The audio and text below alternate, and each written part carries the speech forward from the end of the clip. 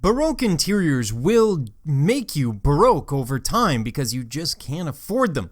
But leaving aside the bad pun, Baroque interiors were sumptuous and designed as a backdrop for the theater that they saw as life. As such, they tend to be formal, pretentious, and rather ornate. And we see massive, large-scale details composed of rich materials which ornamented structural components so that the entire room became its own artistic image. Now, they're basing this very much on the Italians, who you can argue were kind of at the base of the Baroque and some of their ideas. And as we see in this room, here we are at Versailles, in the Baroque period, you get an incredible sense of drama and theater. The sculpture on the walls is now not only in relief, but arguably in high relief, almost coming out at us. We have murals that are massive and again, over the top. They will use mirrors, as we see here, to give a sense of drama, really starting to articulate light itself. We're going to see that, for example, in the Hall of Mirrors at Versailles. And in doing so, they really capture that Baroque idea of the dramatic use of light. And the use of relief sculpture, of course, plays up both that sculptural element of the Baroque, but also plays up the idea of theater, because you can increase the shadows and highlights. And some of these, you will actually not only sculpt the relief sculpture, but then you will highlight the highlights with lighter colored paints, and you will deepen the shadows to give the impression that the relief is actually far taller than you would expect, or far higher relief. Now, we also have to deal with Baroque and walls. Get it? Broken. Okay, Baroque walls, which I promise I won't make any more horrible jokes about, but I will. And what we tend to see are classical pilasters dividing the space, especially early in the Baroque. So they're taking from the Greeks and the Romans.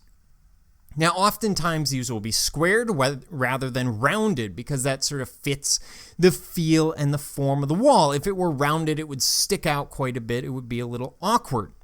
Instead of the niches that we've seen before, we'll see paneled sections, each one highlighting either relief sculpture, painting, tapestry, any number of different elements. And oftentimes for the French, although I couldn't find a good image of it, the capitals of the pilasters, instead of being your classical Corinthian form, will use grotesques, masks, and other decorative forms to play up what's going on in that capital. Now, in the Baroque, usually those panels, those wooden panels, will have some kind of molding around them, oftentimes an arch top molding or some other curvilinear form, as we see here. Now, early in the Baroque, that's often going to be left wood, or sometimes we'll see some kind of wallpaper or fabric hanging with something in front of it, in this case, a large wall sconce.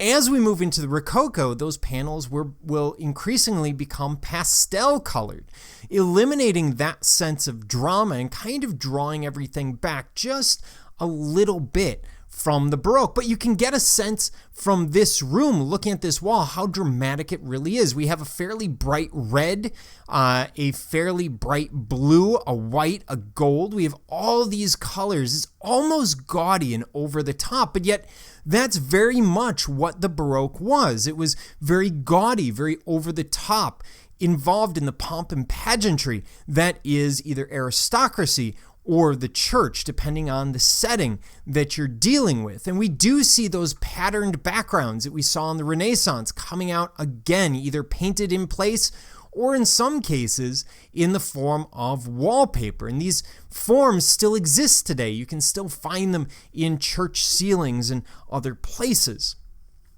We also see an increased interest in the entablature. Now, the entablature, in a classical sense, is the space between the top of a column and the pediment, which is above. Now, just to kind of further expand on this, here's our pediment, as if it's a Greek or Roman temple, and we would have sculpture up in here.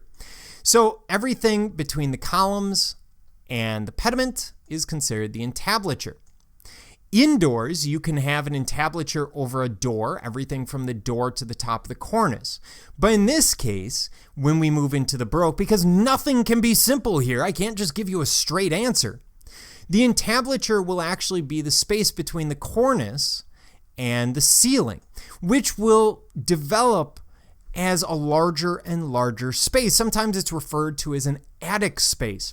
And it's not a separate space, it's simply the space between that cornice, which has been lowered, and the ceiling, which has been raised. And frequently we'll see a lot of decoration here. So in this example, we have a large arch, we have some large relief medallions laid into that space. It creates yet another beautiful decorative space for them to work with. And of course, it's the Baroque, so everything has to be over the top. Then we have fireplaces, and again, we're going to deal with that sense of drama and theatricality, etc.